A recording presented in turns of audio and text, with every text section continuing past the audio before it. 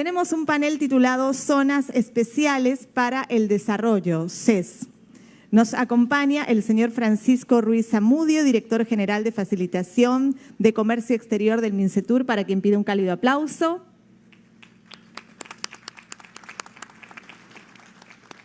Señor Martín Gustavo Ibarra Pardo, CEO de Araujo Ibarra, Colombia.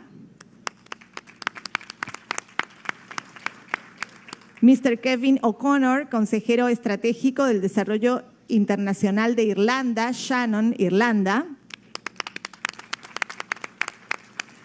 Mrs. Son Yuyang, directora del Secretariado de la Liga de Desarrollo Verde de las Zonas Nacionales de Desarrollo Económico y Tecnológico, Ecocentro TEDA de China. Nos acompaña el señor Cernín Martínez Yoldi, socio de Kemen Acompaña, director de proyectos de IDOM, España. Y este panel será moderado por Mr. Jean-Paul Gauthier, secretario general de WEPSA, World Export Processing Zones Association, and CEO de Locus Económica. Damas y caballeros, entonces cedemos la palabra a nuestro moderador, el señor Gauthier.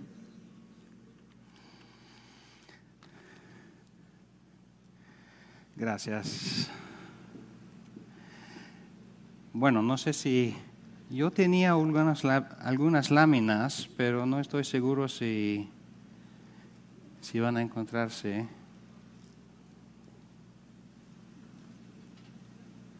Ok. De toda manera, puedo hacer mi presentación de introducción del panel sin la asistencia técnica tecnológica, porque tengo mi papel aquí. Pero lo que quise decir, y voy a hablar en inglés, desgraciadamente para vosotros. Voy a empezar diciendo algunas cosas sobre las características de las zonas especiales económicas en general, porque así cuando cada uno de los países que está representado habla de sus zonas específicas o sus programas, tengan cierto trasfondo general sobre este concepto, sobre el impacto que las zonas económicas especiales, el impacto económico de las zonas económicas especiales pueda tener, y luego quiero hacer una mención para que todo el mundo entienda las zonas económicas especiales, porque muchas veces el impacto es limitado, incluso fallan. Y luego presentaré al primero de nuestros panelistas distinguidos. Así que vamos a ver si esto funciona primero. No. Ok, las características de las zonas económicas especiales. Primero, a atender sobre dichas zonas, que son una forma de parques industriales. Un tipo es que son una ubicación corporativa o bienes raíces, una proposición de bienes raíces, como cualquier parque industrial. Lo que significa que tienen que estar ubicados en un sitio que responde a necesidades y requerimientos de los inversores. Creo que uno de los participantes ayer decía ubicación. Creo que eso era Tash. Otro aspecto del hecho es que son proposiciones de bienes raíces, es que tienen infraestructura concentrada e integrada presente en la zona, y superestructura muchas veces, edificios especializados, edificios estándar de fábricas, almacenes estándar. También, como una ubicación corporativa, están situadas en sitios donde ya tienen un claustro incipiente, así que, como decimos en el negocio, no se puede poner una zona especial económica en medio de la nada. No se la pone en un desierto, no se la pone en las montañas, en un sitio, se la pone en un sitio donde hay actividades de negocios. Una zona especial económica no puede crear actividades económicas ex nihilo, es decir, solamente puede funcionar con algo que ya existe y puede acelerar y puede multiplicarlo. pero tiene que haber ya actividad económica.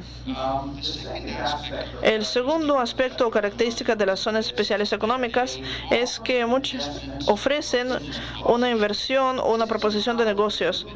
Así es como son un poco diferentes de muchos otros parques industriales. Hasta ahora todo lo que yo he dicho es cierto para todos los parques industriales, pero para las zonas especiales económicas hay una política que menciona, a lo cual llamamos el software de las zonas económicas, a diferencia del, digamos, el hardware, que es la infraestructura de la cual acabamos de hablar. Entonces, la primera pregunta básica en cualquier país cuando ponen una zona especial económica es ¿qué va a ser especial sobre esta zona? Si no pueden ver la diferencia entre negocios normales en tal país y la zona especial económica, entonces no es especial. Así que es importante de que haya una diferencia de política sustancial entre el resto de la economía y esta zona. Un elemento que mencionaría es que si realmente va a ser especial, no puede ser simplemente un copy-paste, de copiar y pegar de algo que pasó en otros países, donde dicen, ok, les vamos a dar, les vamos a facilitar los impuestos. Entonces, tiene que ser una respuesta a los problemas existentes. Si saben quiénes son los inversionistas y están interesados en la zona, y me gusta ver que el señor Watsito está ahí asintiendo, ustedes formulan la política según las necesidades. El problema es mano de obra, entonces ven la regulación de mano de obra. Si el problema es que los procesos de clientes no son fluidos, no están acorde a las convenciones del protocolo de Kioto, digamos, entonces los modernizan. Si el problema es que hay demasiadas licencias para empezar el negocio en el país, entonces piensan en integrar o eliminar licencias. Pero el problema real, miramos nuestro problema del sector, es que si tratan de crear una zona económica especial de tecnología y ciencia, la solución no es dar una exención tributaria, sino hay que dar concesiones de desarrollo e investigación o responder a problemas reales de compañías en ese sector. El tercer aspecto de la zona económica especial es que tienen que tener una gobernanza, una propuesta de gobernanza, a diferencia de las zonas industriales que ya existen en la economía, y tienen que pensar en que haya un acercamiento a la gestión muy sólido en las zonas especiales y a los servicios que se le ofrecen a los inversionistas, servicios públicos y servicios de valor añadido a estos inversionistas. El siguiente punto que quiero mencionar después de la característica de las zonas es el impacto. Ahora, si hacen todas estas cosas de manera correcta en el país o en el mercado donde se está estableciendo esta zona especial económica, contribuirán de manera normal bastante a la facilitación de intercambio y de distribución. 25% del comercio mundial pasa por las zonas económicas especiales. Eso es bastante, porque no estamos hablando de 25% del territorio nacional por el mundo. Son también muy buenas en generación de inversiones. Por ejemplo, ayer Nibel Tash dijo que las zonas organizadas industriales en Turquía representan 46% de la inversión extranjera en Turquía. Hay muchos ejemplos así en las Filipinas, la República Dominicana, donde 70-80% de todo el FDI nacional está sucediendo en las zonas económicas especiales. Es una herramienta poderosa para atraer la inversión extranjera. Son buenas para catalizar ciertas adiciones de valor.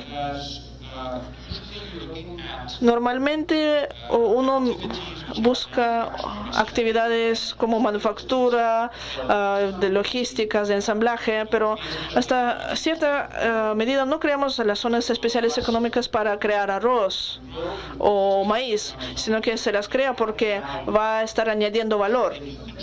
Entonces contribuyen a eso también. A veces crean una baja en creación. Una cosa que aprendí hace 10 años, tenía el privilegio de estar trabajando en el Banco Mundial. Manejaba un proyecto donde publicábamos un reporte muy importante que miraba los 40 años de experiencias en las zonas especiales económicas en todo el mundo. Y nosotros vimos cuántos trabajos habían creado estas zonas económicas especiales. Eran varios. Muchas veces los países que promovían las zonas económicas especiales lo hacían para crear trabajos. Todos los gobiernos quieren crear trabajos, pero alrededor del mundo encontramos que solamente menos de 25% del comercio en todo el mundo pasaba por las zonas económicas especiales. Las zonas económicas especiales solamente contaban un 0.2% del empleo mundial, así que no son herramientas geniales para crear trabajos, a menos que uno esté tener zonas económicas especiales que están enfocadas en industrias muy enfocadas en mano de obra, en países como por ejemplo donde están creando ambientes de zonas económicas especiales, actividades donde se crean muchos trabajos que son enfocadas en la labor, pero no en cada zona económica especial va a ser así. De nuevo, pienso en el comentario de Niluntash ayer, esos programas que piensan que las zonas económicas especiales van a ser una panacea, una cura universal, que van a crear trabajos, crear inversión extranjera, crear diversificación, crear trabajos para mujeres, inclusión social, incrementar sus exportaciones. Y todas estas cosas incrementarán su innovación científica y competitividad. No. Dependiendo de cómo se diseñe el programa, van a lograr algunos de estos objetivos, pero no puede lograrlos todos y no se puede lograr todo de igual manera. Quizás mucho mejor en creación, mucho mejor en inversión extranjera, no tan buena en creación de trabajos, no tan buena en añadir valor y para nada bueno en desarrollo regional. ¿Por qué? Recuerden lo que dije antes y de nuevo, ninguno lo dijo ayer. Tiene que estar en un lugar donde ya hay cierta cadena de valor, donde ya hay un claustro con el cual se está trabajando. Entonces se lo acelera, lo utiliza, reduce las fricciones de transacción y los costos operativos para esas compañías en las cuales invertimos, alargan su economía de escala, aumentan su productividad, contratan más personas, pero no pueden empezar con nada. Así que, de nuevo, no se la puede poner en medio de un desierto, en una parte del país donde no hay escalas, donde no hay proveedores. Lo cual me lleva al último punto. Es que las zonas económicas especiales muchas veces fracasan o tienen el impacto limitado. No estoy seguro de cuál es el número. Hay una respuesta bonita. Muchas personas en mi tipo de trabajo le dirán 80% de las zonas económicas no son tan buenas en el mundo. Porque hay que hacer que todo esté bien, la ubicación, el financiamiento, el marketeo, la selección de sitio, la respuesta de políticas. Hay un camino muy estrecho para el éxito. Empiezan a hacer las cosas mal, de cualquier lado del camino, su zona puede fallar o no va a dar resultados muy buenos. Entonces es muy importante estar muy serio sobre qué es lo que ustedes quieren que haga, cuáles son los objetivos. Vamos a hablar sobre cómo diferentes países han tenido acercamientos muy enfocados y diferentes sobre lo que quieran lograr, sobre sus criterios muy robustos en la selección de sitios de donde ponen estas zonas económicas, sobre no dudar del mercado, sino que seguir al mercado,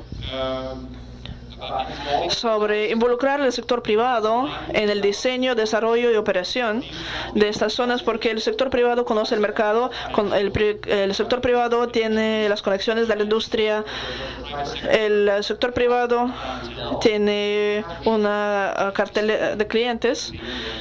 y tienen pueden perder la camisa, por decirlo así.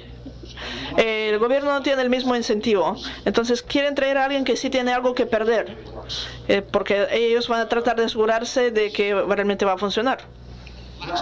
El último punto es que algo que va aumentando de importancia es que hay que tener en cuenta de que la relación bien manejada entre las zonas económicas especiales y el ambiente, tanto en cuestión de ambiente natural así como el ambiente cultural, si no lidian con ello de manera efectiva, esto va a fallar también.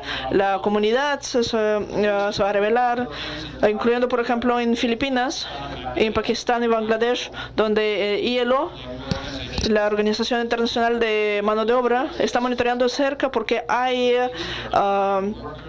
actividades de sweatshops que son un daño para el ambiente, donde le están pagando poco a los trabajadores. En norte de México también, en Chihuahua. Algunos de ellos son problemáticos en cuestión de sus externalidades ambientales que son negativas, y por supuesto estoy seguro de que podemos hablar sobre cómo las cosas están mejorando en ese frente. Está diciendo que no. Pero históricamente ha habido problemas ahí. Y es muy importante que la comunidad del sitio esté involucrada, las ONGs, los retornos sociales de estos programas, que estén trabajando con los desarrolladores, operadores y el gobierno para asegurarse de que esto se está haciendo de manera sostenible, lo cual muchos países están tratando de hacer. Entonces creo que esas son las características comunes de las zonas, y ahora vamos a ver las 5 países diferentes donde han tenido experiencias interesantes en diferentes con sus programas de zonas. Así que creo que por la manera en la que las personas están sentadas, vamos a empezar con Martín Gustavo Ibarra Pardo, como le llamamos en el mundo angloparlante, Martín Ibarra.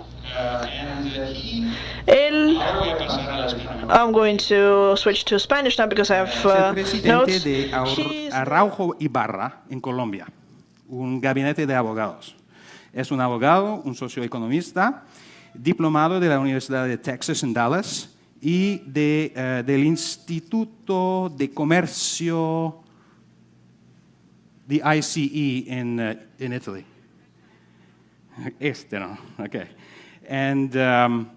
Él participó al diseño de la estrategia y legislaciones de la mayoría de las zonas francas y las zonas económicas especiales en Latinoamérica, porque es el presidente de la Asociación de las Zonas Francas de las Américas. Él asesoró el Congreso y el gobierno mexicano en la creación de sus nuevas zonas económicas especiales. Yo también trabajé con Banobras y con el Banco Mundial sobre esa pregunta. Y con el Congreso peruano, y vamos a hablar, espero, de eso un poco, sobre la modificación de la Ley de las Zonas Económicas de Desarrollo en tiempos recientes, y con su proyecto o anteproyecto de legislación de ley sobre las zonas económicas especiales. Es el vicepresidente de la Junta Directiva de la Organización Mundial de las Zonas Francas, también la World Free Zone Organization, que es un competidor un poco de mi propia asociación. Y colaboró a la creación de la Organización Africana de las Zonas Francas. Martín, por favor.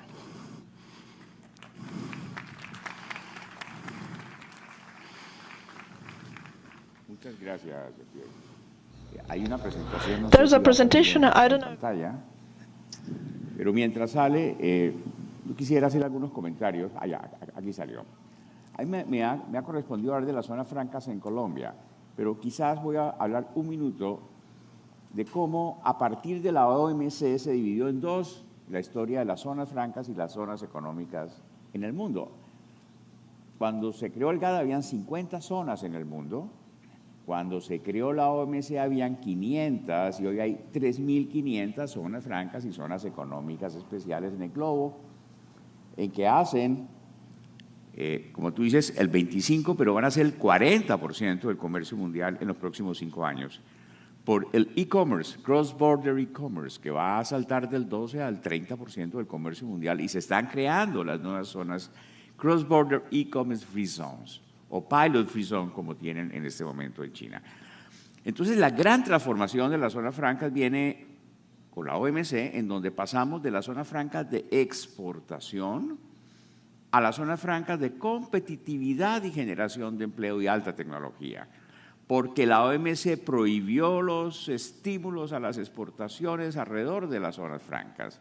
Por eso con nuestro gran amigo Richard Boliño, también fue director de WEPSA hace 20 años, estábamos en la gran pregunta es cómo cambiarle el nombre a la WEPSA, porque ya la OMC prohibió las exportaciones, prohibió atar los incentivos de las zonas francas a las exportaciones. ¿Te acuerdas de la solución? Pero en eso se murió Richard Boliño y le cambiamos el nombre a la WEPSA. La WEPSA cambió su nombre de una manera un poco rara, pero ya no es la World Export Processing Zones Association, pero la World Economic Processing Zones Association. Porque la palabra exportación. Entonces ahora esto es muy importante porque la OMC creó el concepto de Made in the World, hecho en el mundo.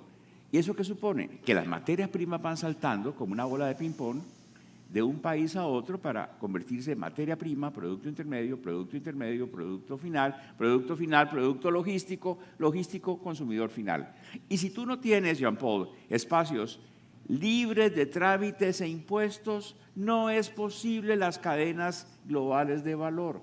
Si tú le colocas impuestos y le colocas trámites a las cadenas de valor, las vuelves pepita, las rompes, se acaban. Por eso los países que no tienen zonas económicas especiales, zonas francas, tienen muy baja participación en las cadenas globales de valor y exportan minerales, combustibles o frutas y hortalizas. Si queremos meternos en el mundo del valor agregado, en donde los países crean estímulos, creamos o parques industriales con mecanismos de comercio exterior, como es el caso de México. Mi amiga Claudia Ávila, aquí presente, tiene 220 divinos parques que son zonas francas porque tienen arriba un mecanismo que se llama el IMEX, que descontamina las materias primas de sus parques de trámites e impuestos. Pero también está el procedimiento. Ahora sí voy a lo que me pidieron que hablara, las zonas francas en Colombia. Colombia es un país vecino al Perú que tiene 1.100.000 kilómetros cuadrados y 112 zonas francas. Tenemos una tarifa de renta en nuestras zonas francas del 20% frente al 33% del resto del territorio colombiano. Tiene un plazo de 30 años, prorrogable por otros 30 años más, o sea, 60 años en total, y tiene todo el régimen normal de cualquier zona franca. La extraterritorialidad, que es la esencia de las zonas francas, no se consideran que están en el territorio aduanero colombiano, las maquinarias, los edificios, los insumos y los inventarios que allí se localizan. Tenemos 3 tipos de zonas francas: multiempresariales o parques. También yo estaba pensando anoche que la palabra parque industrial, igual que la Export WEPSA, el industrial del parque se está quedando corto, porque hoy es industria, es logística, es data center, es call center, es es ventanilla única de facilitación de comercio, donde la industria se está confundiendo con el resto de actividades económicas. Pues bien, tenemos las zonas de parques. Tenemos las zonas uniempresariales, que es cuando una gran inversión con un monto muy importante, más de 35 millones de dólares, viene al país y más de 150 empleos, se le puede dar el estatus de esto inspirado en las zonas francas de los Estados Unidos. Y recientemente tenemos las zonas francas costa afuera, que se declaró el mar como zona franca para exploración y extracción de petróleo y gas. Es una innovación bastante simpática. Tenemos zonas francas en todo el país. 112 zonas francas, de las cuales 38 son de parques, 70 uniempresariales, 4 costa afuera, donde hay casi 1.000 usuarios.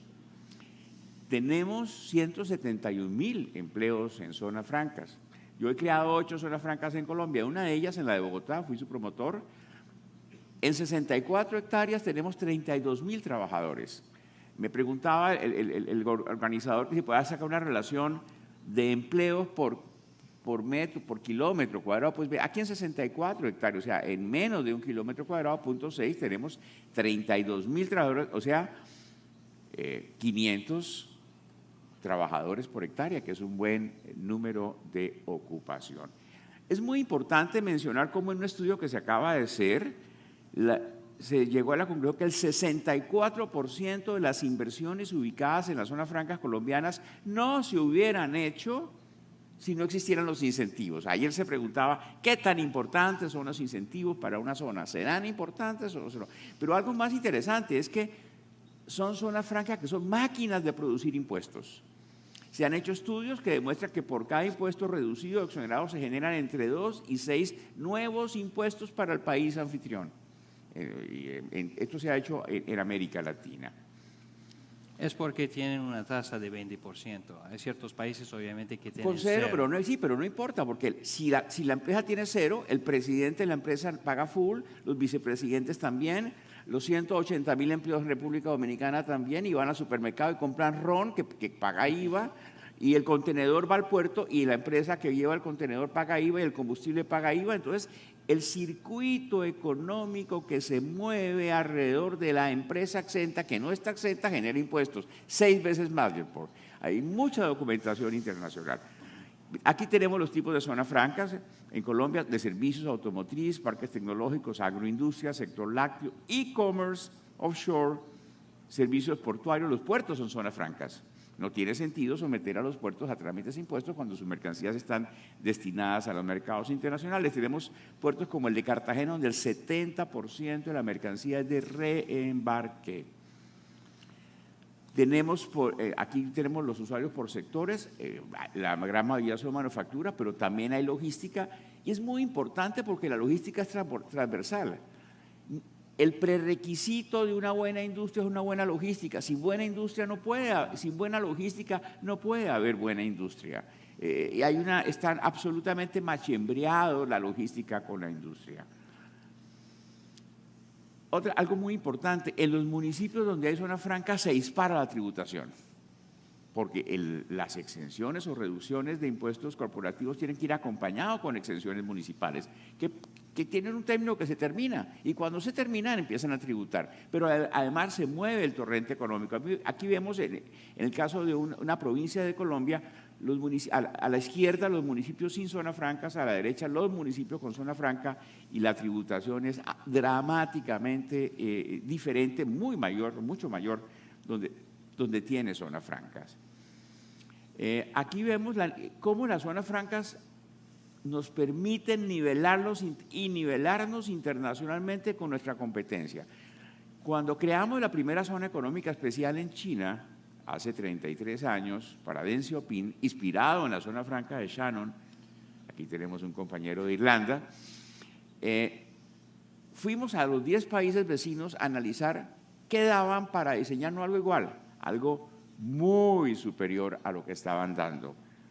Y observamos, en caso colombiano, como el 20% de Colombia se nivela con el 21% que da el presidente Trump a todos los Estados Unidos, con el 20% que acaba de dar el presidente López Obrador en los 75.000 kilómetros de la frontera, la zona franca más grande del mundo que acaba de crear ahorita en enero, 3.300 kilómetros por 30, con muchas de las 252 zonas francas del Centroamérica y del Caribe que tiene el 0%. Esta es una gran lección para Perú.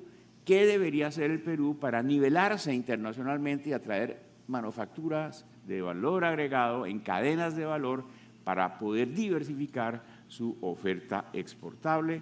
Y el tiempo se me ha acabado. Muchas gracias.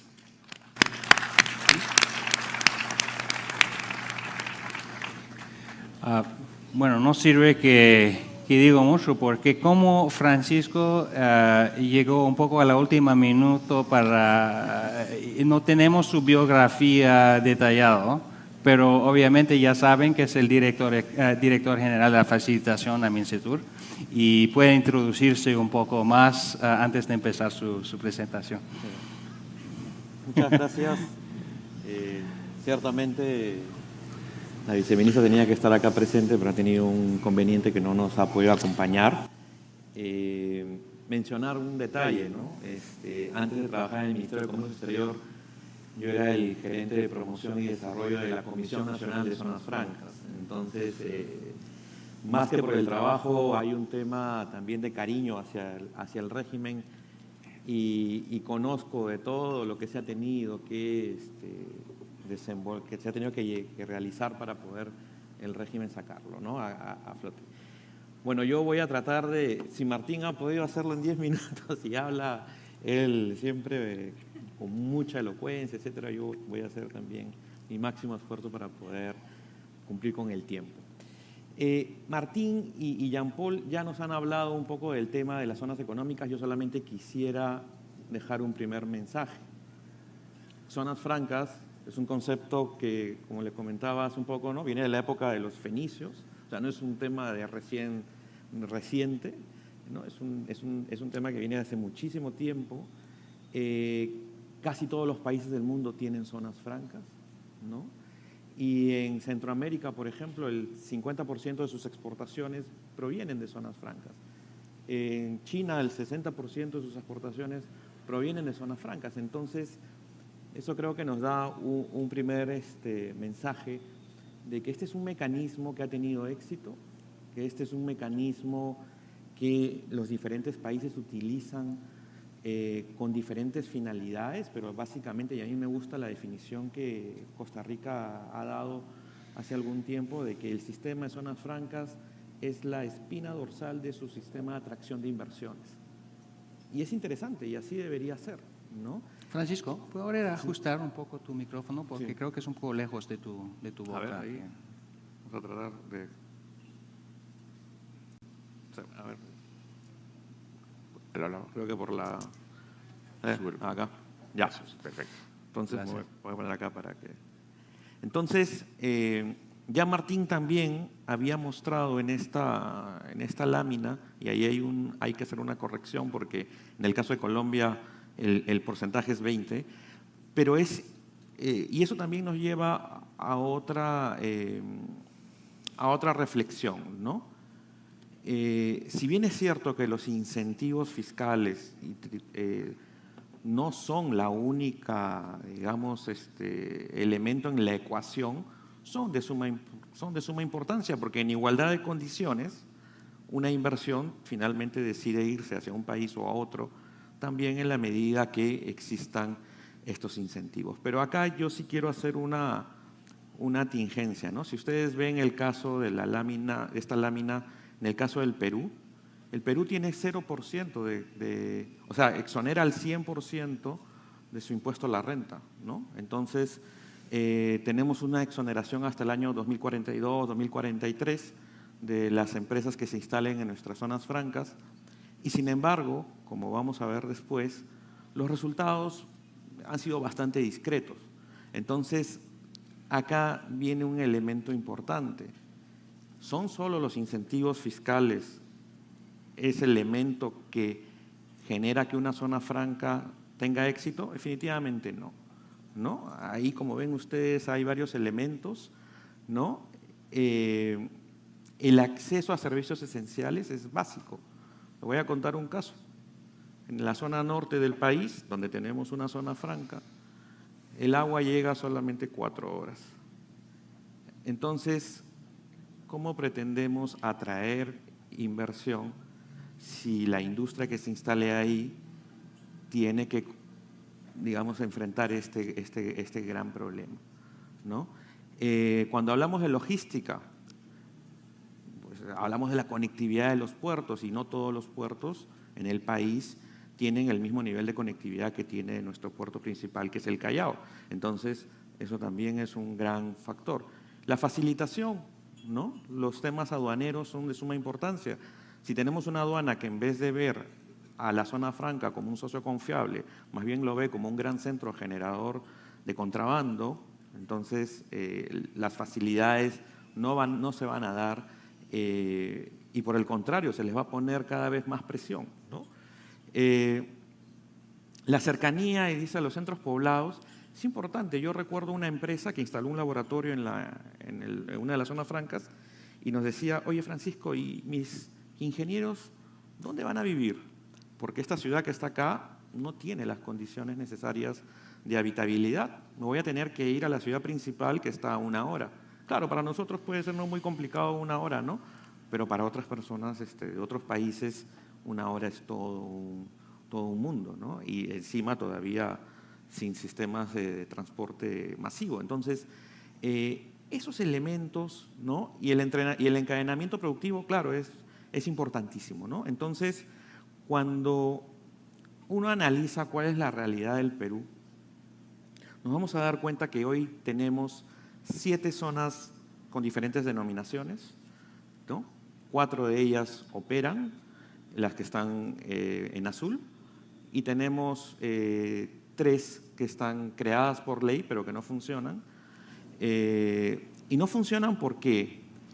Porque lamentablemente todo el mundo piensa, cuando se le viene a la mente el tema de zona franca, que la zona franca es una zona liberada, ¿no? Una zona liberada de impuestos y que por lo tanto es la gran solución a los males que tiene una región. Y los congresistas toman eso y uno le dice, señor, pero por si acaso no tenemos dinero para financiar la construcción de esa instalación. No importa. Y crean la ley, y sale la ley, y de repente tenemos 15 años con una zona franca que no se ha creado en el caso de Puno, por ejemplo.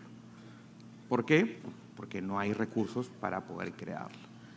Y eso nos lleva, digamos, a los resultados que tenemos hoy, ¿no? Tenemos estas 4 zonas francas operando con una generación de empleo y con no veo bien acá, pero 134 empresas operando, 1.963 empleos, con exportaciones por $46 millones en su conjunto, que digamos es una cifra bastante modesta para todo el potencial que tiene el régimen, ¿no? Y las actividades que se desarrollan son principalmente manufactura y las actividades de logística, ¿no? Lo cual ahonda en lo que decía Martín, de que la actividad logística es una actividad esencial para el éxito de una zona franca. Entonces, algunas de las actividades que se realizan hoy día en nuestras zonas francas, ¿no?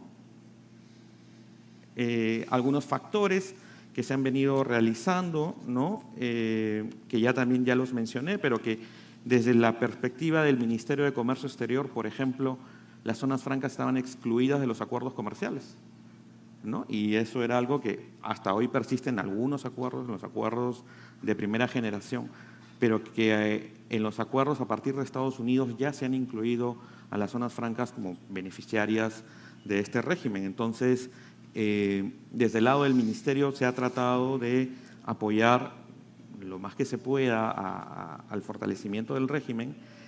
Y bueno, entonces llega un momento en que uno tiene que tomar una decisión, ¿no? Y dices, o voy contra la corriente, ¿no? Y sigo pensando que el Perú, por sus condiciones macroeconómicas, va solamente con esas condiciones, es suficiente para atraer inversión extranjera, lo cual ya sabemos que eso no es. O me uno al club de los países que son grandes receptores de inversión y que han utilizado correctamente el régimen. Y nosotros creo que como sector hemos apostado por esa segunda opción y lo primero que hemos hecho es tratar de darle institucionalidad a la política del régimen de zonas francas y la incluimos en el plan exportador. En el tercer pilar de facilitación de comercio hay una cápite que habla específicamente de las zonas especiales de desarrollo y por primera vez, y yo creo que eso es interesante también mencionarlo, estamos incorporando también en el Plan Nacional de Competitividad a el régimen de zonas francas. ¿Qué cosa es lo que queremos hacer en cuanto nos referimos al fortalecimiento? Ya ha salido, para nadie creo que es desconocido, de que el Ministerio está promoviendo al interior del Ejecutivo una modernización del régimen. ¿Qué supone eso? Unificar el régimen, porque hoy día tenemos zonas especiales de desarrollo, 4, tenemos zona franca de Tacna, tenemos zona económica especial en Puno, ¿no? Pero cada una está dispersa, cada una tiene su propia legislación, ¿no? Entonces lo que buscamos es unificar el régimen, lo que buscamos es promover la inversión privada en la administración del régimen. ¿Por qué? Porque hoy día las zonas francas son públicas. Y solamente un pequeño detalle para ver lo que significa eso. En una de las zonas francas en el sur, el gobernador, del cual depende la zona franca, estaba peleado con su consejo regional. Y su consejo regional, digamos, una manera de vengarse del gobernador era no autorizar los viajes de los funcionarios que solicitaban ir a hacer viajes de promoción de la zona franca. ¿Qué pasó? Que durante ese tiempo, 3 años, 4 años, no pudo viajar ningún funcionario de la zona franca. Entonces, lo que buscamos es justamente, hoy día felizmente esa situación ya se ha revertido, y lo que buscamos es que al entrar grandes operadores internacionales puedan ayudar a manejar. También no hay que ser injustos con las administraciones actuales de las zonas francas.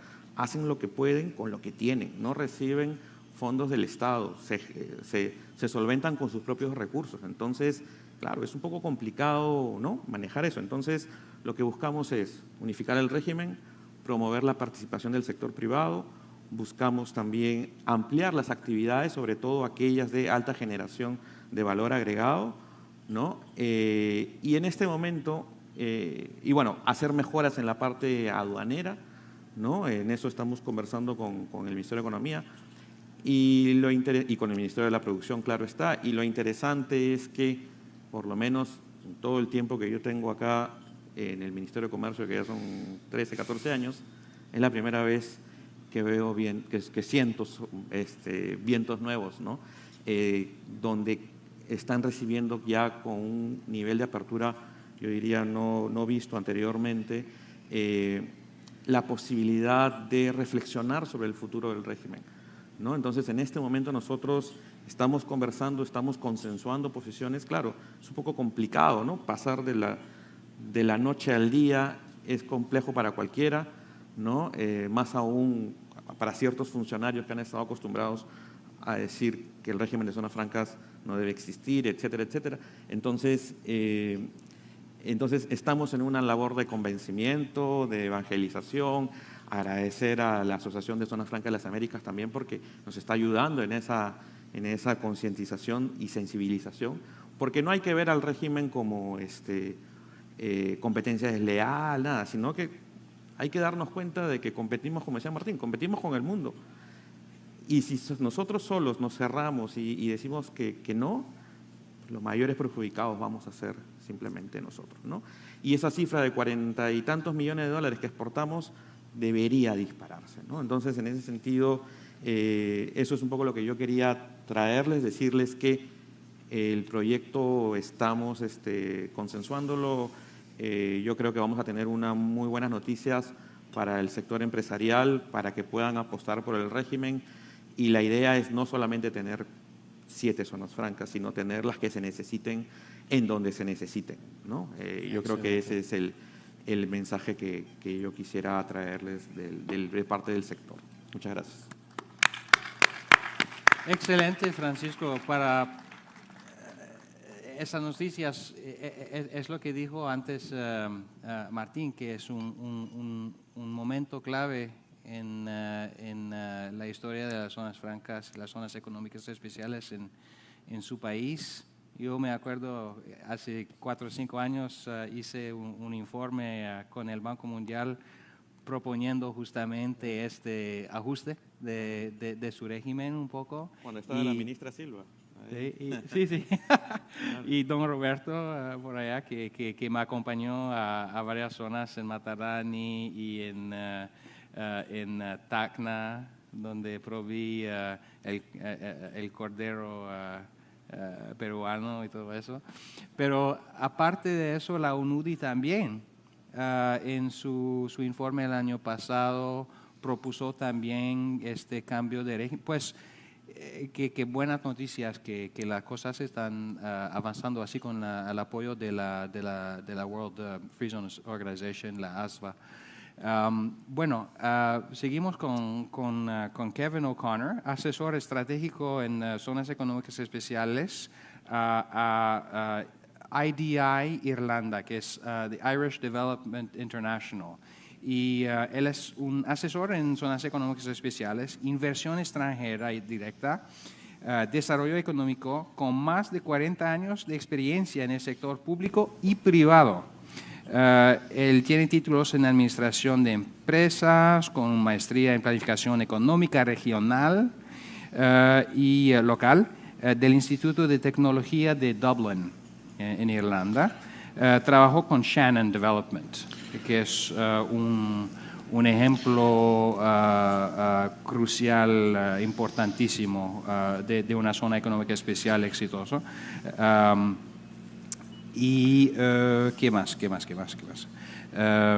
Bueno, y presidente de la Asociación de Desarrollo Económico de Bunratty en Irlanda, y trabajó también en varios países del mundo, países del este, con la Unión Europea, con promotores de zonas francas, promoción de planificación estratégica, implementación de proyectos.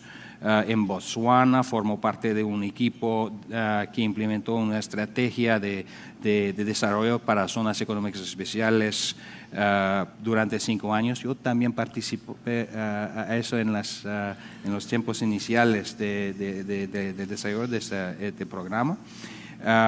Emprendió un proyecto de 3 años en Lagos, Nigeria, donde fue director general de una zona libre en NACO, y completó una revisión y evaluación del nuevo programa de desarrollo de una zona económica especial en Ghana recientemente. Son ejemplos, pero durante 40 años ha hecho muchísimas cosas de esa naturaleza, y hoy va a explicarnos un poco el caso de Shannon en Irlanda.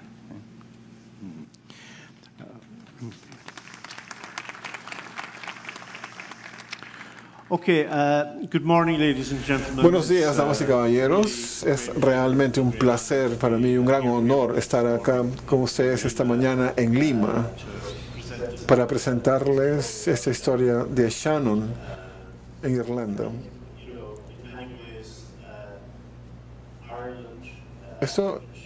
Shannon está en Irlanda y tiene similaridades que ustedes puedan encontrar en el día de hoy.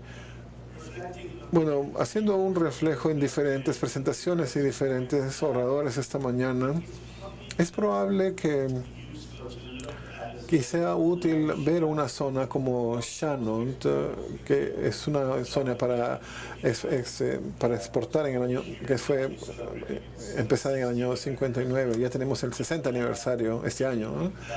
Ahora, si nosotros vemos este periodo, nos da una oportunidad de ver las diferentes maneras en que esta zona ha cambiado y cómo se ha desarrollado, y cómo los desarrolladores y promotores de esta zona generalmente han tenido que responder al cambio. Y no es un caso de abrir la puerta y que ya ocurra. Tienen que responder poco a poco y evolucionar y desarrollarse.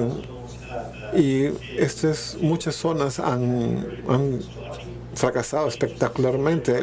Lo interesante de Shannon ha sido de su supervivencia, porque, como John Paul estaba diciendo, para empezar una zona, para comenzar, tiene que haber una base económica,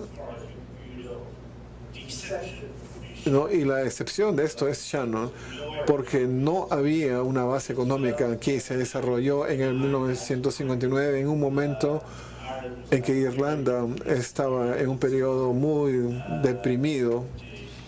La población había bajado en números de 8 millones hace 100 años anteriores. Entonces hubo mucha inmigración y la gente se fue.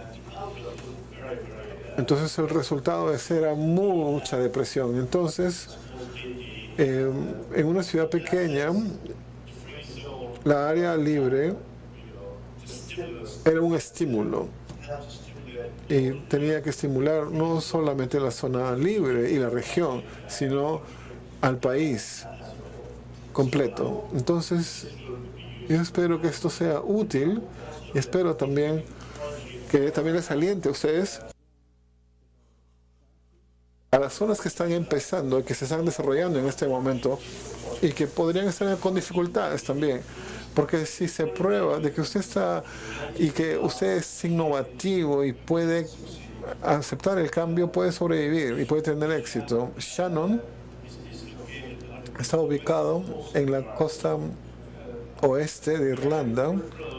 Es una zona muy preferente. Está al otro lado donde está, al lado opuesto de la capital, que es Dublín, ¿no? Que es el lugar donde hay más gente. Estamos en la costa oeste, en donde hay muy poca población, pero aún así, hoy en día y en los últimos 60 años hemos podido sobrevivir.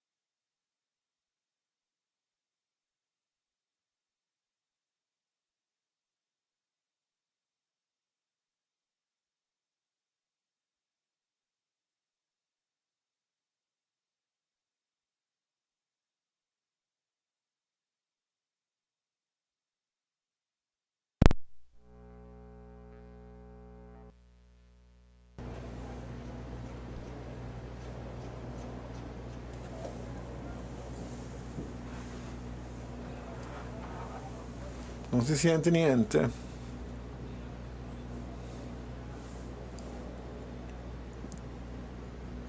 Prego, prego. Mi senti?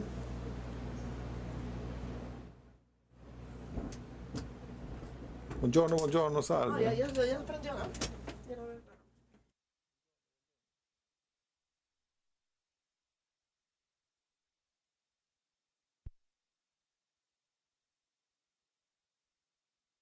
Y con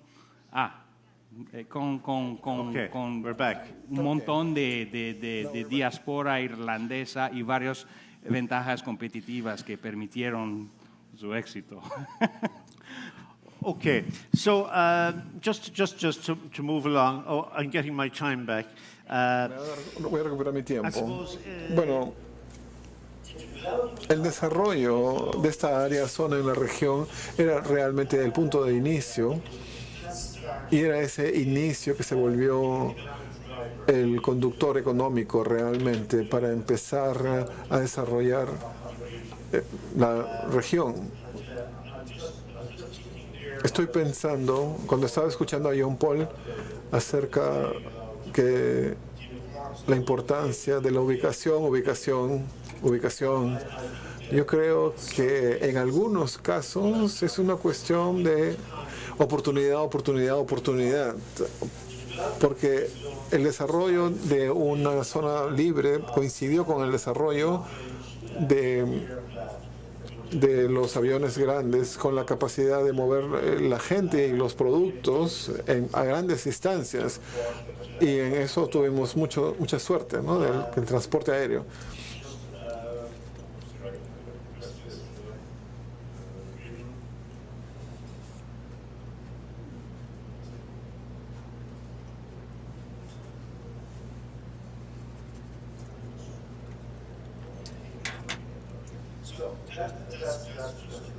Esa es la región.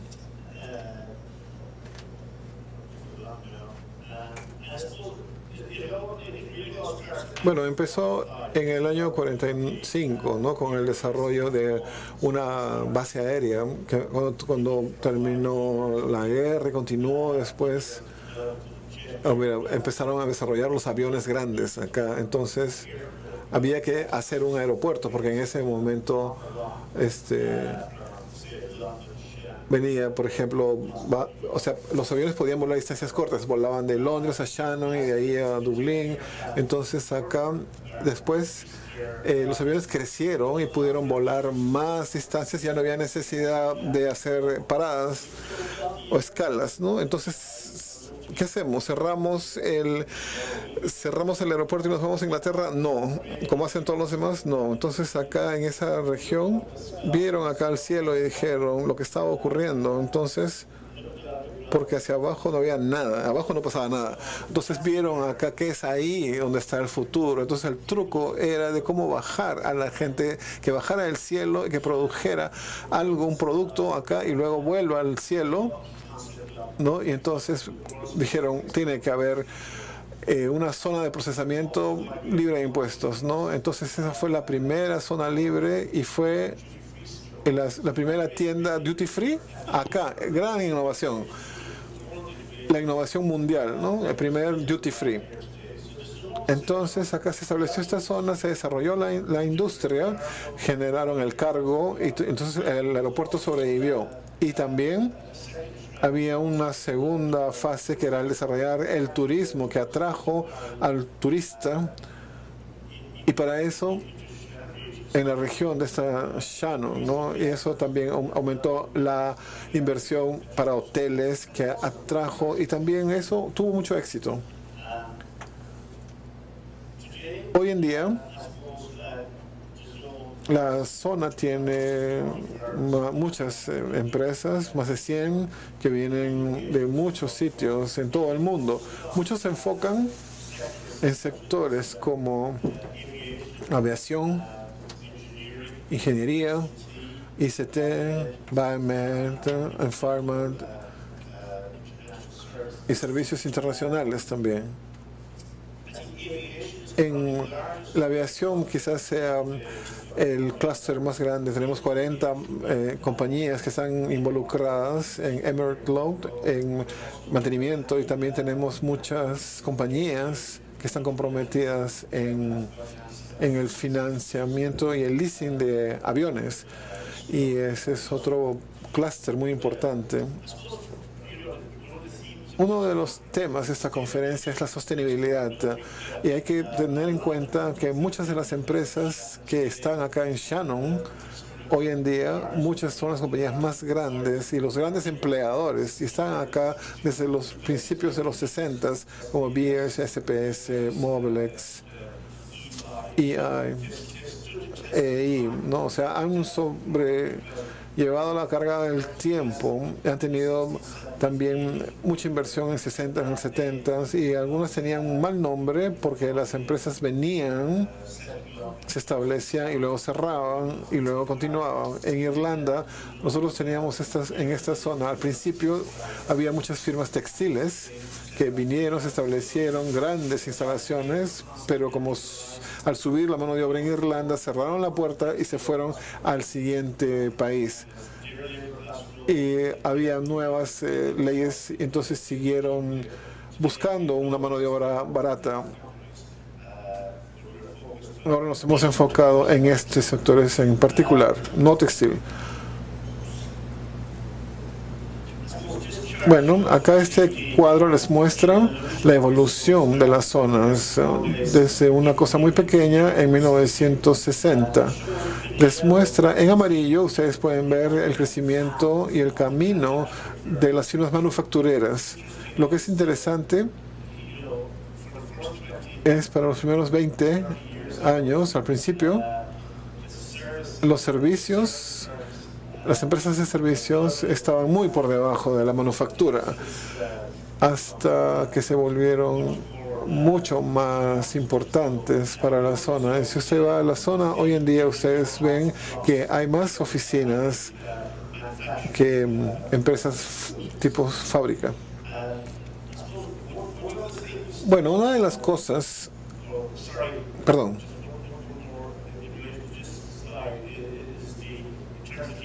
En términos de evolución, esta diapositiva les muestra el momento y la oportunidad del lanzamiento, crecimiento, maduración y luego viene el momento de la reinvención, porque ustedes saben, nada dura para siempre. Acá el punto a subrayar es la importancia de los incentivos. Sí, Irlanda ofrece incentivos financieros para compañías para que vengan y se instalen aquí. Entonces pusimos acá esta zona de demanda. Pero esto fue, acá la preposición estuvo buena. En nuestro caso, nosotros empezamos con bonos, incentivos para moverse hacia estos edificios que ya estaban listos por crear empleo, muchos bonos, pero con el tiempo le pusimos menos énfasis en la creación de empleos y más énfasis en los incentivos para la calidad de trabajo que se iba a ofrecer, la infraestructura, etcétera, etcétera. También, además de cambiar los incentivos con el tiempo, las reglas de la agencia, tengo que poner acá el ministerio, ¿no? Para abrir estas zonas, tiene que estar con buenos recursos y tiene que ser de una manera estratégica y bien enfocado, porque este enfoque ha cambiado también con los años. Como podemos ver inicialmente, cuando empezamos era solamente un aeropuerto y una zona libre, pero después, al tener éxito, se expandió a un rol más regional y a otros parques industriales. Y en los 80s, al principio, nos dimos cuenta del potencial de tener empresas y más turismo. Entramos a la era de la tecnología, donde podíamos tener parques de desarrollo tecnológico trabajando con las universidades locales y vemos cómo podíamos hacer estos parques de tecnología.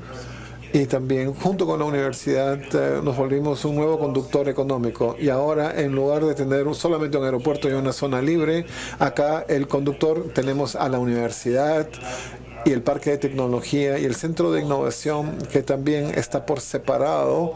Y todo esto fue orquestado por un ministerio que estratégicamente pensó acerca de la figura más completa, más grande en la región. Entonces, sin esto no hubieras podido empezar sin esta zona libre, pero es así como se pudo expandir y desarrollar. Bueno, creo que me quedé sin tiempo ahora. Muchas gracias. Quiero asegurarme de que todos mis oradores tengan tiempo. Solamente quiero poner acá esta diapositiva que tiene que ver con el acceso a la Unión Europea. Eso ha tenido una gran influencia en la manera como la zona se desarrolla y los incentivos también, y cómo nos hemos tenido que adaptar a los incentivos. Estas son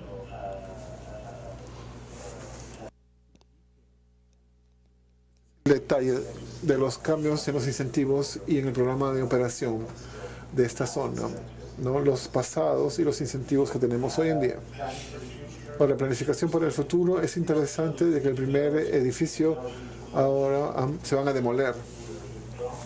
Estamos haciendo gran desarrollo y queremos tener acá instalaciones del siglo XXI, de la quinta generación, un nuevo sector. Ahora tenemos los automóviles como Jaguar y Land Rover. Bueno, con eso quisiera dejarles, porque no tengo, pero me gustaría decirles solamente muchas gracias por su atención.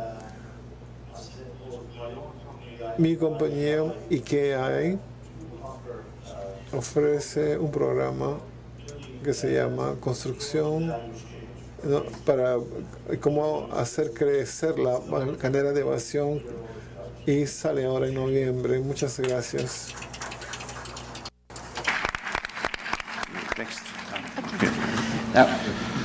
Gracias, Kevin, por la historia de Shannon, que es, como dije antes, una historia súper importantísima para el mundo.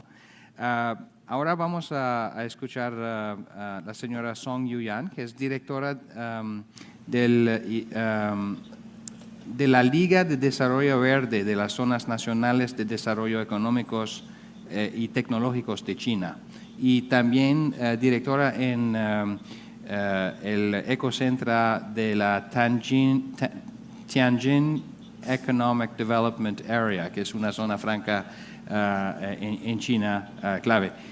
Vicedirectora de la Oficina de Protección Ambiental, precisamente, de la TEDA,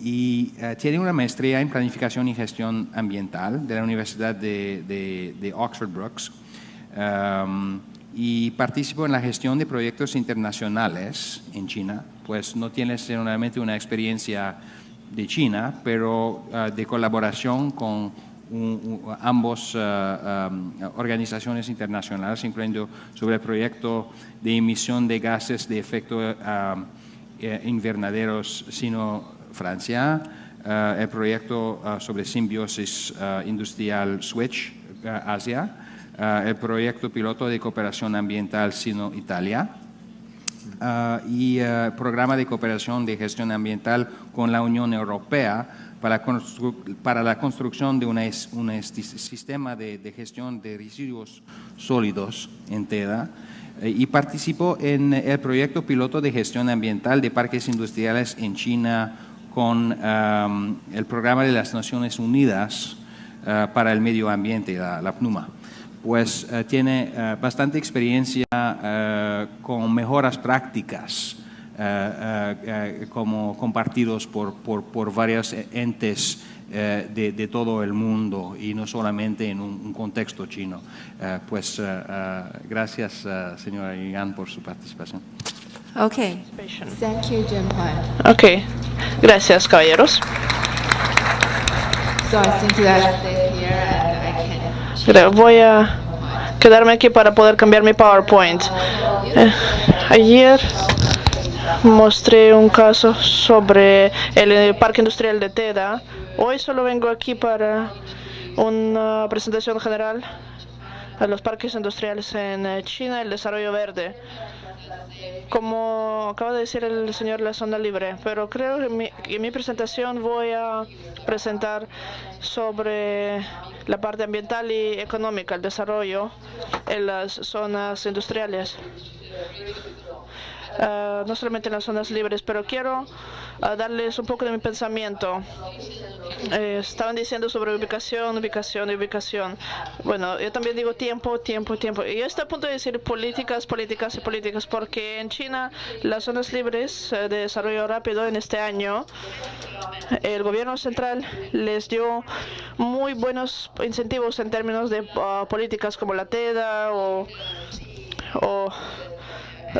el área de la costa, algunas zonas libres. Creo que en el futuro podrán ver en China algunas zonas libres de desarrollo muy rápido. Ahora regreso para presentar la situación general sobre el desarrollo verde en las zonas industriales. De este lado pueden ver hay tantas industrias en China. Hay 564 zonas estatales industriales, incluyendo los 219 zonas nacionales tecnológicas de desarrollo, 168 zonas nacionales de high-tech, 135 zonas de aduana especial, y también 1991 zonas provinciales de desarrollo. Así que de esta imagen pueden ver de que en China hay tantas zonas industriales, y quiero decir, el número es tan alto, pero las funciones diferentes y el nivel de desarrollo es diferente. Otra segunda sección que quiero compartir es la primera parte de las 14 zonas industriales económicas. Fue construida hace 35 años. En los 35 años, hace 35 años las cosas eran diferentes. Como ven en la foto, algunas zonas industriales eran un terreno llano, un buen pantano, y otra era una aldea, pero como ven, han hecho una gran diferencia. La zona se ha convertido en un nuevo pueblo, una ciudad industrial. Y también quiero mostrar las datas del tercer sitio. De aquí pueden ver que tomando las 377 zonas en desarrollo nacionales fue un ejemplo, incluyendo las 219 las zonas nacionales de industria y también incluyendo los 168 zonas de tecnología alta. La mayoría de ellas están ubicadas en el sureste de la costa de China. Según los datos de 2013 a 2017, el PBI es un 22.5% de todo el país. Y las procedencias de impuestos son 25%. Lo cual les puede decir de que las zonas industriales de China se están desarrollando rápido. Es un puerto económico en la provincia. Un momento. También quiero decir que las zonas industriales enfrentan problemas ambientales.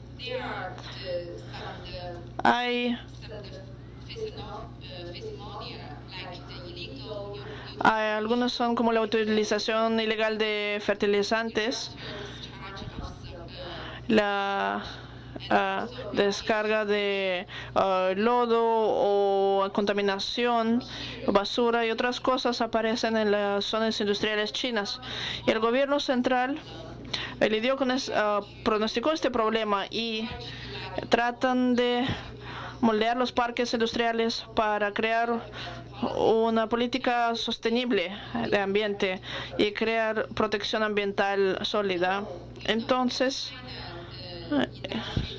las zonas industriales chinas llevan la transformación en la manufactura y producción mundial. También ocupan recursos y producen contaminación. Es importante ahora,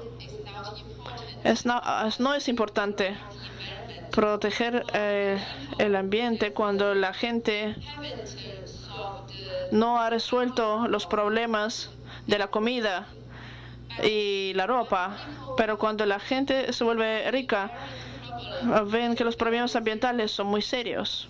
Entonces, el gobierno central hace definitivamente políticas ambientales muy definitivas. Y ustedes saben que China ahora está promoviendo el ecodesarrollo y un gran desarrollo o desarrollo bajo en carbonos por regulación del gobierno central. Ahora, cuando ven, el verde es el color de abajo de todas las zonas industriales. Quiero continuar dando ciertos datos sobre cómo el desarrollo verde y la transformación verde en las zonas industriales en China se han llevado a cabo. La primera parte de los datos. Creo que hay otra diapositiva. Necesito regresar. Pero hay 33 demostrativos nacionales en IEP, parques ecoindustriales en China, y 139 zonas libres económicas, 55 parques ecoindustriales, 80 parques en desarrollo y también 8 colaboraciones internacionales de parques ecoindustriales en las diferentes provincias. Eso muestra que el gobierno en China está preocupado por el modelo de innovación sobre cómo promover las zonas industriales para que se vuelvan verdes. Aquí están nuestros segundos datos. Creo que de aquí pueden ver desde el 2010 el gobierno chino ubicado 10 billones RMB a 1000 zonas para la economía circular, transformación. Y las autoridades locales también invirtieron casi 60 billones RMB en ello. Es una gran inversión para la transformación verde. Mientras tanto, cada año, para cada zona industrial, estas pagarán 2% del PBI, 2% del PBI cada año para el manejo ambiental en inversión. Esto muestra que la transformación verde necesita una gran cantidad de inversión. También el segundo sitio, quiero mostrar en las zonas nacionales de industria que la situación ambiental y la eficiencia de energía se vuelven mejor y mejor. El PBI de un área de 219 zonas es 34 veces del promedio de China. Entonces, la eficiencia de energía y la utilización de agua es mucho más alta que el promedio, mientras que las emisiones en contaminación se vuelven más y más bajas. Entonces, creo que pueden ver que los datos promedios son mejores que los datos promedios de todo el país. También solo quisiera recalcar que lo impresionante que debería ser esa diapositiva. ¿Podría regresar? No puedo regresar. Sí, sí puedo. Es decir, mírenlo por un momento. En términos de millones de yuan o RMB invertidos por kilómetro cuadrado, esas zonas están recibiendo 34 veces el promedio nacional. Es decir, es una concentración increíble de actividad económica y output económico. Al mismo tiempo, están consumiendo 30% menos energía, 70% menos agua. Tienen 60% de emisiones de CO2 del resto del país en relación a su tamaño y 33% de las emisiones de CO2, así que definitivamente podrían tener un desarrollo sostenible industrial en impacto, y el hecho de que están colectando estos datos y pueden compartirlo con el mundo es un mensaje muy importante. Solo quería recalcarlo. Gracias. También pueden decir que las emisiones de contaminantes han bajado, y entonces pueden mirarlo aquí. Perdón. Creo que también quiero hacer una conclusión. He hecho tantos casos de estudios sobre el EIP, los parques industriales eco en China, pero no tengo tiempo de mostrar casos de estudio. Pero lo que sí quiero mostrar es que si un parque industrial quiere volverse verde, este parque debería enfocarse primero en si podemos hacer una infraestructura de construcción eco y un buen plan para el parque industrial. Y lo segundo, si están pensando en hacer economía circular de cadena de supply, deberían pensar en cómo hacer un desarrollo industrial. Lo tercero es que el parque industrial, cómo elige, cómo innovar el modelo de ecoinnovación, cómo darles políticas verdes y alentarlos con políticas a hacer diseños ecológicos en industria y con compañías verdes y cosas así. Creo que sí. Hay otras zonas industriales que están experimentando esto, si lo pueden compartir con nosotros. Entonces, quiero que miren a la industria china. Gracias. Gracias, Son. Ahora, el último panelista de este panel 4 sobre zonas económicas especiales es el doctor Cernín Martínez Ioldi, director de Kemen Acompaña, que es una empresa de consultoría española, y también trabaja con IDOM, que es una entidad bien conocida de ingeniería internacional. Y él es un licenciado en Ciencias Económicas y Empresariales de la Universidad de Navarra. Tiene una maestría en Desarrollo Económico Local de la LSE, la London School of Economics, en Inglaterra, y un doctorado en Economía aplicado por la Universidad de Navarra. Trabajó en ayuntamiento de Newbury, Inglaterra, en el Banco Baskonia, con el Banco Mundial, como director de proyectos de IDOM en Bilbao. Y entre 2007 y 2011, Cernín fue director general de Política y Promoción Económica del Gobierno de Navarra. Y diseñó y puso en marcha la misión de implantar un nuevo modelo económico en Navarra. Fue sobre juntas de directores de varias empresas públicas y privadas, y tiene la docencia en economía en la Universidad de Navarra también. Es autor de diversos artículos sobre el desarrollo económico regional, energías renovables y ordenación del territorio. Y lo que es, no se puede hablar de un tipo de zonas económicas especiales que son los parques científicos, sin pensar en el parque de Vizcaya, en su región.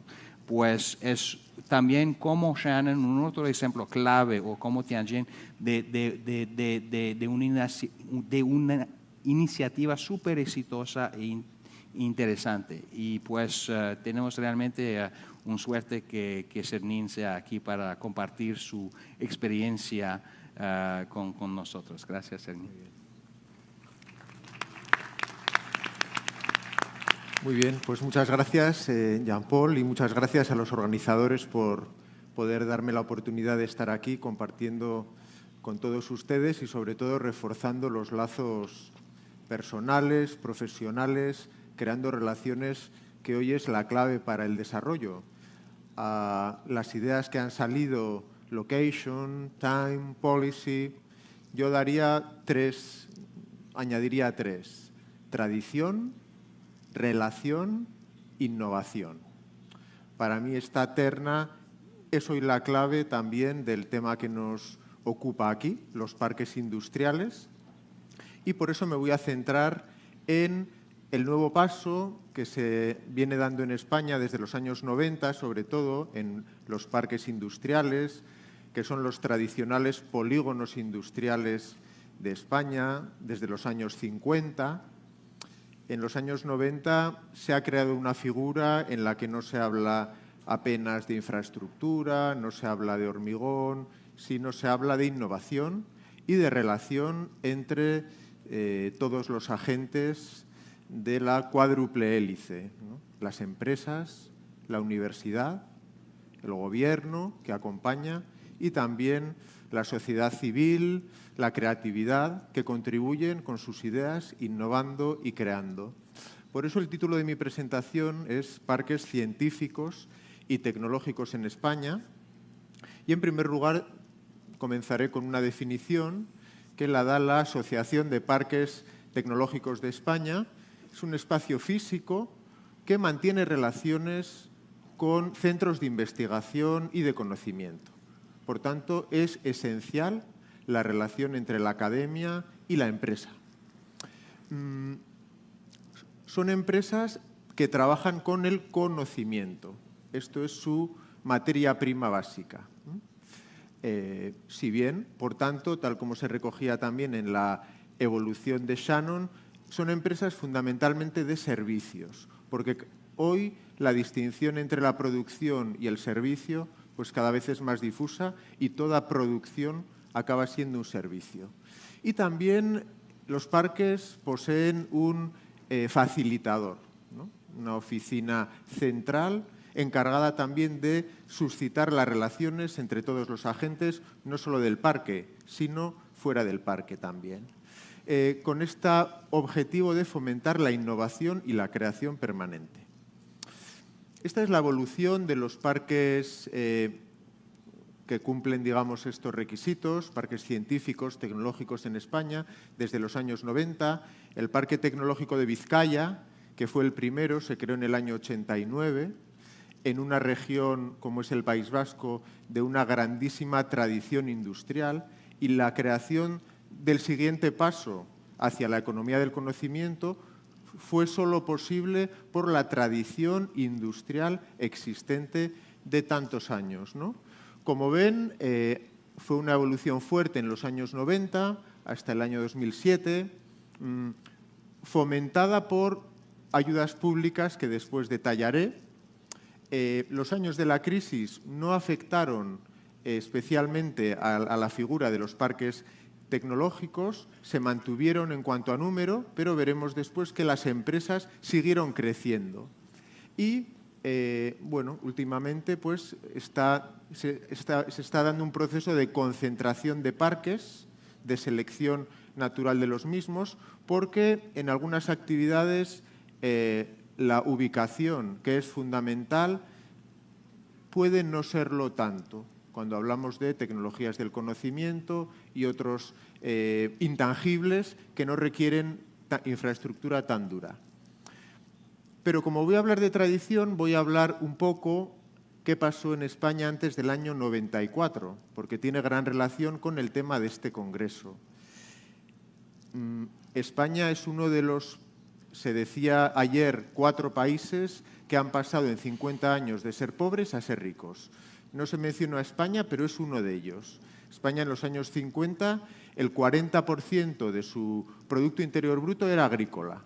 La gente iba con burros arando las tierras de España. En 50 años ha pasado a ser un país con una cierta industria. Si bien la revolución industrial vino tarde, se ha especializado en algunas regiones, y también con una industria de servicios muy importante, ya que el desarrollo español solo ha sido posible con el desarrollo del turismo. En la época de la dictadura de Franco, en primer lugar se aprobó un plan de estabilización en el año 1959 que desregula la economía, abre la economía al exterior y sobre todo el crédito, la financiación que fluye. Posteriormente se crean los polos de desarrollo y este es el origen de los 1000 polígonos industriales que tenemos aproximadamente en España. Se crean 12 en lugares no los económicamente más atractivos. Tienen, por tanto, un componente social. Zaragoza, Sevilla, Burgos. De ahí venimos, de esta tradición de polígonos industriales. Previamente se habían creado también las zonas francas, que en España son 7.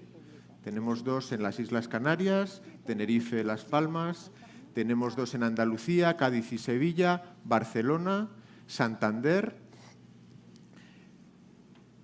Y en todo este ámbito surge esta nueva figura de los parques científicos, tecnológicos, buscando básicamente la innovación. Si miramos a la evolución de las empresas y su composición, esto es una tendencia creciente. Por tanto, España se está sumando a esta tendencia innovadora tenemos una presencia, el mayor porcentaje de empresas presentes en los parques son de tecnologías de la información y comunicación, un 23%. También hay presencia aeronáutica, importante. La presencia de centros tecnológicos y de investigación que se ubican en los propios parques, y aquí la proximidad, la localización, es muy importante, porque las relaciones últimamente son también relaciones personales, y de ahí surgen grandes negocios y grandes proyectos, como nosotros lo hemos constatado en Vizcaya y en otros lugares. Agroalimentación y biotecnología también es un sector muy importante. Son 170.000 trabajadores facturando 23.000 millones de euros. ¿Qué apoyos han tenido? ¿Qué política se ha dado? Fundamentalmente son apoyos a los proyectos de I+D+I, investigación, desarrollo e innovación, donde claramente hay un fallo de mercado. No se financian como deberían, porque hay un riesgo asociado. Sabemos que muchos fallan y fallarán, pero es necesario tener un portfolio amplio y arriesgarse. La Unión Europea ha apostado por la innovación, con sus proyectos de tipo colaborativo, que ya se han mencionado. A nivel nacional, el gran impulso de estos parques se dio con el llamado parquetazo de los años 90, donde se ofreció básicamente financiación, créditos blandos al 0% de interés a largo plazo para las empresas ubicadas en estos parques. Por tanto, esto fue un gran incentivo para las empresas para localizarse ahí. Un incentivo que no tiene que ver con exenciones fiscales, que también se han dado, sino con este financiamiento. El elemento también de la tradición. Este desarrollo no hubiera sido posible sin una mano de obra cualificada, sin un personal laboral formado y preparado, no solo técnicamente, sino con actitud, no solo con aptitud, sino con actitud. Los parques tecnológicos tienen también la calificación de oficina de transferencia de los resultados de la innovación. Por tanto, la oficina central hace de nexo entre la investigación y la producción. A nivel nacional hay también convocatorias permanentes a través de una entidad creada al efecto, el CEDETI, en financiamiento y en también subvención a fondo perdido, que muchas veces es necesario. Convocatorias para tecnologías digitales y, en general, de los fundamentos, fomento de la cultura científica e innovadora. Después, en España, tenemos, además del nivel internacional, europeo, nacional, pues están también las comunidades autónomas, 17, las diputaciones, 50, los ayuntamientos. Realmente es un caos administrativo fuerte, ¿no? Por eso, en cuanto a zonas económicas especiales, el principal volumen comercial es con Europa, donde hay un libre comercio, como ustedes conocen. Centrándome ya un poquitín en mi experiencia, yo estuve gestionando toda la política económica en una pequeña región del norte de España que se llama Navarra, digamos un 5% de la población de Lima, pues una región que tiene que es un pequeño país. Junto con el País Vasco, que vamos a ver también el ejemplo, son las dos regiones de Europa que mayor autonomía tienen, porque tienen su propia hacienda, recaudan y legislan, siempre coordinadamente con la Hacienda Nacional, sus propios tributos y les permite implantar sus políticas económicas. Esta tradición, que en el caso de Navarra viene desde el siglo IX, uno de los reinos más antiguos de Europa, y desde esa época ha mantenido su autonomía económica, fiscal, dentro también de un marco ahora nacional y europeo. Se suma el País Vasco también con su propia hacienda, y la experiencia de estas dos regiones, he de decir, esta experiencia descentralizadora ha sido positiva. Y me parece que el criterio también para la descentralización hay que mirar qué tal se ha hecho.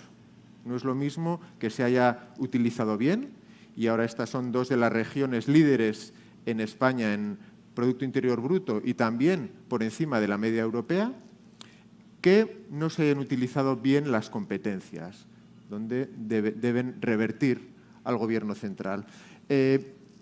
Con el inicio del Parque Tecnológico de Vizcaya en el año 89, se avanzó y se crearon también parques científicos en las otras dos capitales del País Vasco, que tiene 3 provincias, Álava y Guipúzcoa, el Parque Tecnológico de Álava, el Parque Tecnológico de Vizcaya, y todos ellos forman una red, ¿no? La red vasca de parques tecnológicos. Ahí ven dónde está el País Vasco situado, en el norte de España, en una localización estratégica, como toda región que se presenta, como no, pero sí puntera en innovación a nivel europeo, que es nuestra referencia. Ahí ven algunos de los datos: un 7% de doctores, un 20% de personas de menos de 20 años, que en España es un porcentaje muy elevado, ya que es una sociedad altamente envejecida. Y en esta red, en estos 3 parques, tenemos 43 centros tecnológicos y de investigación, con 3 incubadoras, y las 3 universidades están presentes en las distintas localizaciones. No sé si se ve bien, pero sobre la mapa, la única parte del país, de España, verde, es el País Vasco. Y pues cuando estábamos hablando de la importancia de la ubicación para la naturaleza de las actividades que van a hacerse, cuando estamos hablando de parques científicos y tecnológicos en España, no hay duda, mirando este mapa, que la región la más innovadora, la única verde del país, es acá, y que es por acá que hay que hacer esas actividades. Sí, si pusiéramos, si en vez de poner el mapa al final esto es un indicador compuesto de innovación, pusiéramos el mapa del PIB, veríamos que el País Vasco, junto con Navarra, tienen una renta per cápita más elevada que cualquier región de Francia, exceptuando París. Quiere decir también que hay un desempeño económico pues, superior a la media. Y por último, bueno, estos son los servicios también que se ofrecen desde la oficina central del parque a las empresas, fundamentalmente colaboración. Son intangibles: networking, cooperación, colaboración y también información y formación. Y por último, una pequeña nota de mi región, Navarra, que quiere destacar la importancia de la alineación de toda estrategia, incluida la estrategia industrial de parques científicos tecnológicos, con la estrategia de largo plazo de la región. En Europa, desde hace, diría que fue el año 2008, desde hace 10 años se ha implantado nos obligan a todas las regiones a tener nuestra estrategia de especialización inteligente para acceder a los fondos de innovación. Con lo cual, cada región tiene que alinear sus recursos, definir dónde quiere estar en 20 años. Esta es la opción de Navarra: sostenible, por tanto, toda la agroalimentación, medio ambiente, energías renovables, saludable, la salud, la economía de la salud, la industria, por supuesto, y la competitividad, ¿por qué no? Sostenibilidad económica, ambiental y social. Los parques, el parque científico de Navarra, que aquí pues pongo un primer ejemplo, porque es un parque dentro de Pamplona, de la capital, con una localización variable. No están todos los enclaves, el enclave biosanitario, el enclave de energía, el enclave nanobiotech y el enclave de pequeñas empresas innovadoras de emprendimiento social. Están cerca, pero no están unidos, ¿no? Pero se crea una relación.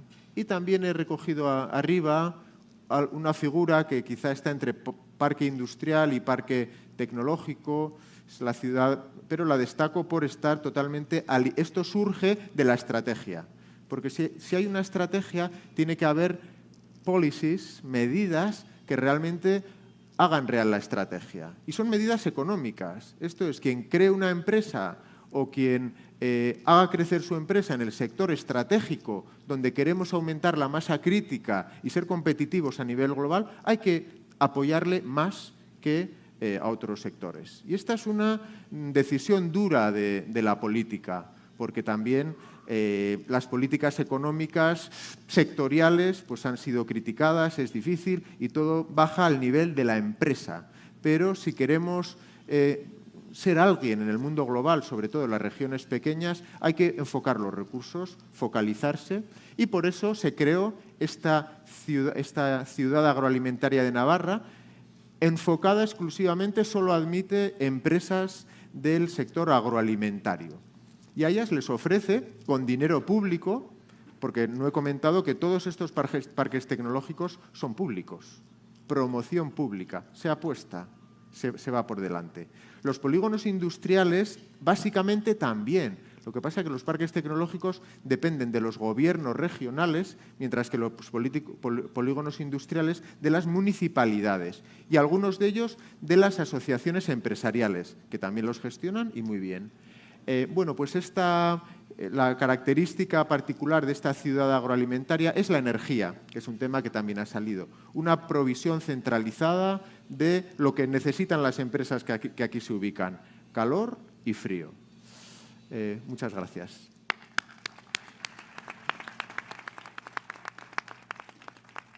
Pues creo que vamos a tomar como 2 o 3 preguntas del público, del auditorio, para nuestros panelistas y sí. Y vamos a iniciar. Muy bien. Gracias a slido.com, el sistema que estamos utilizando, ustedes pueden acceder a brindar sus preguntas o inquietudes que hayan surgido de los diversos panelistas. Tenemos una pregunta y dice, de acuerdo a su experiencia, ¿el Callao aún tiene potencial para ser una zona franca? ¿Cuáles serían las opciones para poder convertirlo? Francisco.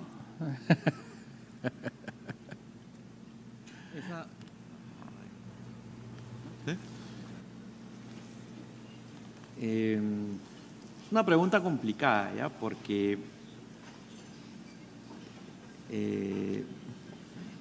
todo depende cómo se vea, ¿no? Si seguimos la lógica internacional,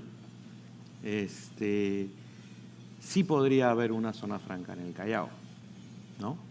Pero muchos países, entre ellos el Perú, apuestan porque el desarrollo se dé no tanto en la capital, donde, como bien señalaban en la inauguración ahora de esta mañana, el 80% de la industria está localizada acá, sino lo que buscamos es tampoco irnos al extremo de lo que fue anteriormente desarrollar zonas donde están las actuales zonas francas, pero que el problema justamente es que no tienen las debidas condiciones, no han tenido las condiciones de infraestructura, etcétera, ¿no? Pero hay países como Colombia, sin ir muy lejos, ¿no? Donde los puertos son zonas francas, y entonces yo diría, ¿no?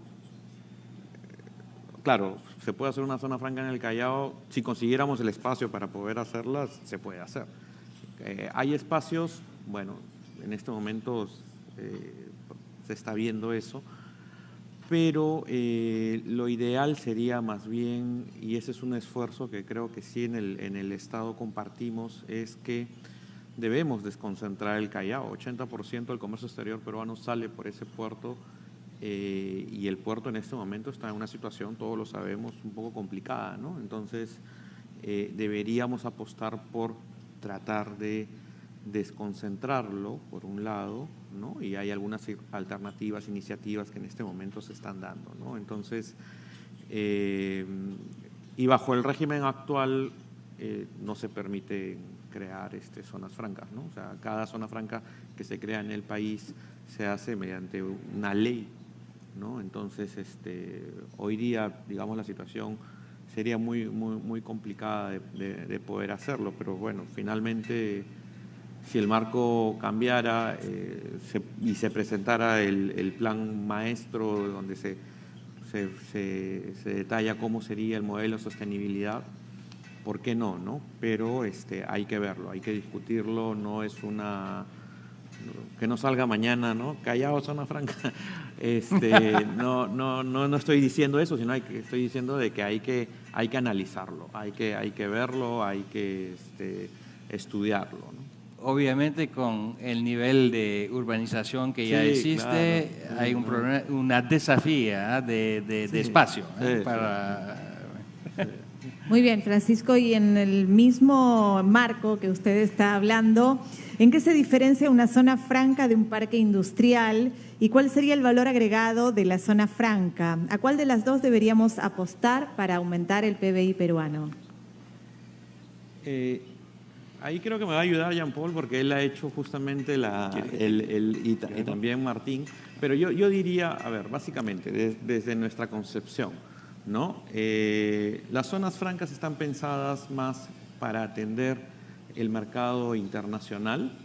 Los parques industriales son proveedores naturales de las empresas localizadas en zonas francas. Obviamente también en un parque industrial puede estar una empresa vinculada al sector comercio exterior, pero en general, y por lo menos lo que hoy día existe como marco normativo, las zonas francas gozan de incentivos tributarios, gozan de extraterritorialidad aduanera, mientras que un parque industrial tiene facilidades para poder conseguir los terrenos, ¿no? Pero no le da ningún incentivo a la empresa que se instala ahí del tipo tributario, no goza de la extraterritorialidad aduanera, ¿no? Y su fin de creación más está orientada al mercado interno, ¿no? Entonces, las dos pueden y deben convivir, obviamente, ¿no? Y como les decía, una es la proveedora de la otra de los bienes y servicios, ¿no? Eso, digamos, en principio, no sé, ¿quieren? Sí, hay muchas zonas francas en el mundo que son parques industriales con un régimen especial de comercio exterior. Entonces, cuando uno al parque industrial le coloca el régimen especial de comercio exterior, como decía Francisco, basado en la extraterritorialidad y con incentivos a veces también de renta, le pone kriptonita pura al parque industrial. Entonces, las zonas francas son parques industriales con kriptonita, que permite la competitividad internacional. Ahora, no toda zona franca es un parque industrial. Hay zonas francas de la salud, hay zonas francas aeroportuarias, hay zonas francas, los puertos. Los más importantes puertos del mundo son zonas francas. Entonces yo diferenciaría, para no quedarme callado en la pregunta del callado, que en ese caso habría que diferenciar entre convertir al puerto mismo en zona franca a cambio de inversión. Normalmente el régimen se da cuando se da una inversión nueva. Entonces, si el puerto va a tener una nueva inversión, qué bueno que el Callao pudiera competir con Colón, que es zona franca, con Cartagena, que es zona franca, y con muchos de los grandes puertos del mundo que también son zona franca, porque cuando un puerto no es zona franca y está compitiendo con otros que sí son zona franca, está en desventaja comparativa, no con el país, con el mundo. Entonces, y también hay otras zonas francas de servicios. Veíamos ahorita los parques tecnológicos, donde no se procesan, en algunos de ellos, en otros sí. Uno va al parque tecnológico de la cooperativa Mondragón y sí que se hace manufactura de alta tecnología, porque al comienzo eran parques tecnológicos de pura innovación, pero se dieron cuenta que había que conectar la innovación con la manufactura, pero en otros casos de servicio. Entonces, en conclusión, las zonas francas industriales son parques industriales con un régimen especial de comercio exterior que le da una competitividad global. Sí. I wonder if you could. There's an interesting Anderson, hay un ejemplo interesante de lo que Martín estaba hablando en Pudong, por ejemplo, en Shanghái, donde usted tiene acá la zona franca, donde está junto a la zona de tecnología que está al costado de. No es una zona franca piloto. Entonces, todas estas cosas juntas crean una zona económica especial porque hay, como decía Cenino, hay esa interrelación entre los diferentes elementos que China también se ha dado cuenta es importante para una zona. Para que tenga éxito una zona especial económica, quizás que usted podría ampliar con la experiencia china. Sí, yo creo que en China, algunas de las zonas francas ubicadas en zonas industriales, entonces estas zonas industriales son compañías internacionales, vienen y fabrican acá y también invierten en esta zona industrial, pero necesitan también esta zona libre para poder importar y exportar y pueden reducir así los costos. Entonces, a nivel la conexión internacional es muy importante porque es más fácil para estas zonas libres. Bueno, un principio básico que creo que es importante en términos de lo que Francisco estaba comunicándonos, es que hay muchas empresas que no quieren tener que ver con la aduana y el control, y debido a eso no se puede hacer que todos los parques industriales se vuelvan también con suspensión de aduanas. Es algo muy duro tener que ver con todos los trámites aduaneros, ¿no? Que ya ha sido respondida sobre parques industriales y zonas económicas especiales en China. Si desea agregar algo más, ¿cómo lo manejan para ser sostenible?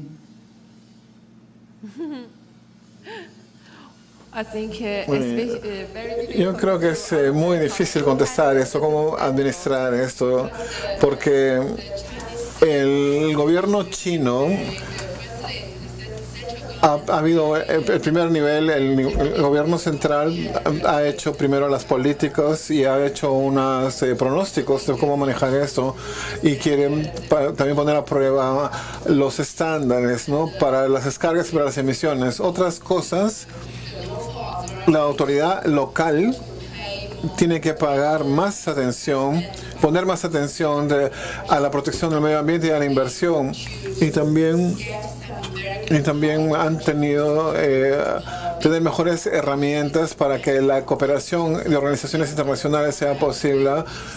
Entonces hemos hecho tanta cooperación y tantos proyectos y se ha proyectado tanto para usar la gestión y conceptos de administración como el ecodesign, como lo básico. Un parque industrial tiene un comité para saber cómo administrar las compañías y cómo gestionar áreas y hacer, por ejemplo, un parque industrial para que se pueda hacer esto. Pero no podría decir cómo administrar esto, solamente por lo general tratamos de hacer las cosas lo mejor que podemos. Ladies and gentlemen, you have nothing. Yo quise decir que fue un honor para mí de moderar este panel, porque los speakers, los panelistas son tan distinguidos en sus países que es una oportunidad, una suerte excepcional para nosotros de poder tener esa plataforma. Fue realmente un honor. Gracias a todos. Y los despedimos con un muy fuerte aplauso. Los invitamos a ubicarse aquí en el centro del escenario, por favor, para tomarse una fotografía protocolar, y también recibirán un presente a modo de agradecimiento por su tan importante participación de PROM Perú.